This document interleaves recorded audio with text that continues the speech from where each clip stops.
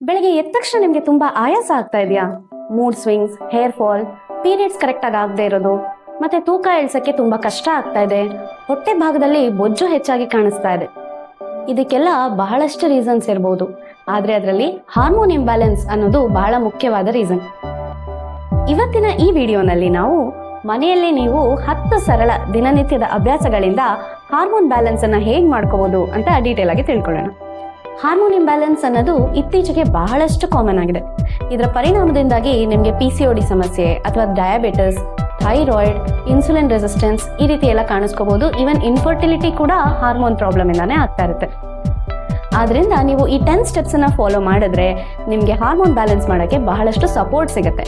ಆದರೆ ನಿಮ್ಮ ಸಿಂಪ್ಟಮ್ಸ್ ಎಲ್ಲ ತುಂಬಾ ಜಾಸ್ತಿ ಇದೆ ಅಥವಾ ನಿಮಗೆ ತುಂಬಾ ವರ್ಷದಿಂದ ಈ ರೀತಿ ಸಮಸ್ಯೆ ಇದೆ ಅಂತಂದ್ರೆ ನೀವು ವೈದ್ಯರನ್ನ ಸಂಪರ್ಕಿಸಲೇಬೇಕು. ಸೊ ಈ 10 ಸ್ಟೆಪ್ಸ್ ಯಾವುದು ಅಂತ ತಿಳ್ಕೊಳ್ಳೋಣ. Step number 10 minutes walk.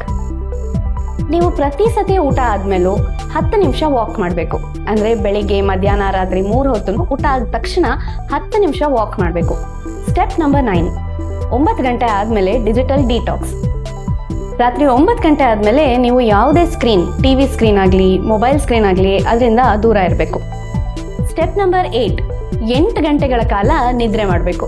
ನಾವು ಮಲಗಿರೋ ಟೈಮಲ್ಲೇ ನಮ್ಮ ಬಾಡಿ ರೀಜನರೇಟ್ ಆಗೋದು, ಹಾಗೆ ಹಾರ್ಮೋನ್ ಸಹ ಮಲಗಿದಾಗಲೇ ರೀಜನರೇಟ್ ಆಗುತ್ತೆ. ಆದ್ರಿಂದ ನೀವು ಕಂಟಿನ್ಯೂಸ್ ಆಗಿ 8 ಗಂಟೆಗಳ ಕಾಲ ಗಾಢವಾದ ನಿದ್ರೆಯನ್ನ ಮಾಡಬೇಕು. ಸ್ಟೆಪ್ ನಂಬರ್ 7 ಬಣ್ಣಗಳ ಊಟ. ನೀವು ವಿಧ ವಿಧವಾದ ಬಣ್ಣಗಳ ಆಹಾರಗಳು ಅಂದರೆ ಫ್ರೂಟ್ಸು, ವೆಜಿಟೇಬಲ್ಸ್ ಎಲ್ಲ ನೀವು ಆ್ಯಡ್ ಮಾಡಿಕೊಂಡ್ರೆ ನಿಮ್ಮ ಪ್ಲೇಟಲ್ಲಿ ನಿಮಗೆ ಬಹಳಷ್ಟು ಪೌಷ್ಟಿಕಾಂಶಗಳು ಸಿಗುತ್ತೆ.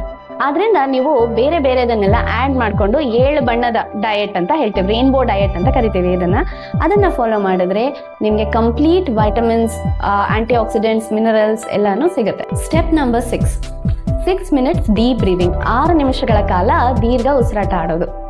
ಇದು ನಿಮ್ಮ ಸ್ಟ್ರೆಸ್ ಲೆವೆಲ್ನ ರಿಡ್ಯೂಸ್ ಮಾಡೋಕ್ಕೆ ಬಹಳಷ್ಟು ಹೆಲ್ಪ್ ಮಾಡುತ್ತೆ. ಸ್ಟೆಪ್ ನಂಬರ್ 5 ಹಾರ್ಮೋನ್ ಫ್ರೆಂಡ್ಲಿ ಮಸಾಲೆಗಳು. ನಿಮ್ಮ ಕಿಚನಲ್ಲೇ ನಿಮಗೆ ಬಹಳಷ್ಟು ಹಾರ್ಮೋನ್ ಫ್ರೆಂಡ್ಲಿ ಇಂಗ್ರೀಡಿಯೆಂಟ್ಸ್ ಸಿಗುತ್ತೆ. ಅದರಲ್ಲಿ ಈ 5 ಸ್ಪೈಸಸ್ಸು ಬಹಳಷ್ಟು ಎಫೆಕ್ಟಿವ್ ಆಗಿರುತ್ತೆ. ಅರಿಶಿನ, ಶುಂಠಿ, ಜೀರಿಗೆ, ಮೆಣಸು ಹಾಗೂ ಮೆಂತ್ಯ. ಈ 5 ಇಂಗ್ರೀಡಿಯೆಂಟ್ಸು ಬಹಳಷ್ಟು ಎಫೆಕ್ಟಿವ್. ನಿಮ್ಮ ದಿನನಿತ್ಯದ ಊಟದಲ್ಲಿ ಇದನ್ನ ನೀವು ಅಳವಡಿಸ್ಕೊಂಡ್ರೆ ನಿಮಗೆ ಹಾರ್ಮೋನ್ ಬ್ಯಾಲೆನ್ಸ್ ಮಾಡೋಕ್ಕೆ ಸಪೋರ್ಟಿವ್ ಆಗಿರುತ್ತೆ. ಸ್ಟೆಪ್ ನಂಬರ್ 4 ಹಿಡಿ ವೆಜಿಟೇಬಲ್ಸ್. ಪ್ರತಿದಿನ ಕನಿಷ್ಠ ಪಕ್ಷ 4 ಹ್ಯಾಂಡ್ಫುಲ್ ವೆಜಿಟೇಬಲ್ಸ್ ತಿನ್ನಬೇಕು. ಅಂದರೆ 1-2 ಕಪ್ ಅಷ್ಟು ಬರ್ಬೋದು ಅದು. ಹೀಗೆ ನೀವು ವೆಜಿಟೇಬಲ್ಸ್ ಯೂಸ್ ಮಾಡೋದ್ರಿಂದ ನಿಮಗೆ ಫೈಬರ್ ಕಂಟೆಂಟ್ ಹೆಚ್ಚಾಗುತ್ತೆ. ಫೈಬರ್ ಕಂಟೆಂಟ್ ಹೆಚ್ಚಾದಾಗಿಂದ ನಿಮ್ಮ ಗಟ್ ಬ್ಯಾಕ್ಟೀರಿಯಾ ಹೆಲ್ತ್ ಕೂಡ ಇಂಪ್ರೂವ್ ಆಗುತ್ತೆ. Step number 3 protein filled meals. ನೀವು 3 ಹೊತ್ತು ಊಟ ಮಾಡೋದರಲ್ಲಿ ಪ್ರೋಟೀನ್ ಅಂಶವನ್ನು ಹೆಚ್ಚಾಗಿ ಆ್ಯಡ್ ಮಾಡ್ಕೊಳ್ಬೇಕು. ಪ್ರೋಟೀನ್ ಅಂಶ ಹೆಚ್ಚಿಸ್ಕೋಬೇಕು ಅಂತಂದರೆ ಊಟದಲ್ಲಿ ನೀವು ದಾಲ್ ಆ್ಯಡ್ ಮಾಡ್ಬೋದು, ಇಲ್ಲ ಸೋಯಾ ಚಂಕ್ಸ್ ಅಂತಾರಲ್ಲ ಅದು ಆ್ಯಡ್ ಮಾಡ್ಕೊಳ್ಬೋದು.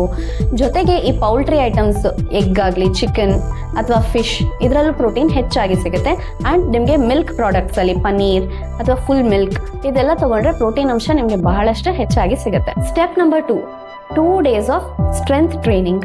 ಎಕ್ಸಸೈಸ್ ಅಂದಾಗ ವಾಕಿಂಗ್, ಯೋಗ, ರನ್ನಿಂಗ್ ಎಲ್ಲ ತುಂಬ ಎಫೆಕ್ಟಿವ್. ಆದರೆ ನಿಮ್ಮ ಮಸಲ್ಗೆ ಪವರ್ ಬರಬೇಕು ಅಂತಂದರೆ ನೀವು ಸ್ಟ್ರೆಂತ್ ಟ್ರೈನಿಂಗ್ ಎಕ್ಸಸೈಸ್ನ ಮಾಡಬೇಕು. ಸ್ಟೆಪ್ ನಂಬರ್ 1 ವರ್ಷಕ್ಕೆ 1 ಬಾರಿ ಆದರೂ ಪ್ರಿವೆಂಟಿವ್ ಹೆಲ್ತ್ ಚೆಕಪ್ಪನ್ನು ಮಾಡಿಸ್ಬೇಕು. ಇದು ತುಂಬ ಇಂಪಾರ್ಟೆಂಟ್, ಬಟ್ ಬಹಳಷ್ಟು ಮಹಿಳೆಯರು ಇದನ್ನು ಇಗ್ನೋರ್ ಮಾಡ್ತಾ ಇರ್ತಾರೆ. 40 ವರ್ಷ ಆದಮೇಲೆ ಮಹಿಳೆಯರು ಯಾವ ಹೆಲ್ತ್ ಚೆಕಪ್ಪನ್ನು ಮಾಡಿಸ್ಬೇಕು ಅಂತ ಡೀಟೇಲ್ ಆಗಿ ಒಂದು ವಿಡಿಯೋ ಮಾಡಿದ್ದೀನಿ. ಇಂಟ್ರೆಸ್ಟ್ ಇದ್ದರೆ ಆ ವಿಡಿಯೋನ ನೋಡ್ಬೋದು.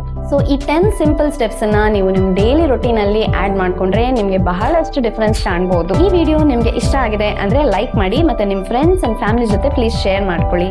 ಇದೇ ರೀತಿ ಮಹಿಳೆಯರ ಆರೋಗ್ಯದ ಬಗ್ಗೆ ಮತ್ತಷ್ಟು ವಿಡಿಯೋಸ್ಗೆ ನಿಮ್ಮ ಡಾಕ್ಟರ್ ಚಾನಲ್ನ ಸಬ್ಸ್ಕ್ರೈಬ್ ಮಾಡ್ಕೊಳ್ಳಿ. ನಾನು ನಿಮ್ಮ ಡಾಕ್ಟರ್.